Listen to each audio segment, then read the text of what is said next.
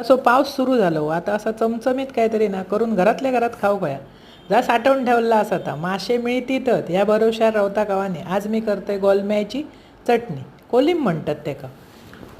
एक लोखंडी तवो घेतलंय त्याच्यात घातलंय तेल बारीक चिरून कांदो बारीक चिरून टोमॅटो गोलम्याक ना जरा कांदो जास्त घालायचो म्हणजे चव अप्रतिम येतं। व्यवस्थित पूर्ण भाजून झाल्यावर हळद लाल तिखट ह्याच्याबरोबर 4 घास जास्त आणि ह्याच्याबरोबर करतलंय पिठल्याबरोबर गोलम्याची चटणी जी इकडे तिकडे बघूची काही एक गरज नाही फटाफट घास खाली जात। त्याच्यावरसून स्वच्छ धुवून भिजवलं घातलंय गोलमो 2-3 कोकमा आणि चवी पुरता मीठ। इतकी टेस्टी चटणी लागता। आता केलंय भाकरे आणि गोलम्याची चटणी पण एक नंबर लागतं। व्यवस्थित परतून झालं की सध्या असा भरपूर कोथिंबीर म्हणान मी घातलंय नाही घातलंस तरी चालतं। थोडी लोक खोबरा पण घालतात पण अशीच खावक ती भारी लागतं। अशी करा खावा आवडतली तुमकां आणि आवडल्या चॅनल सबस्क्राईब।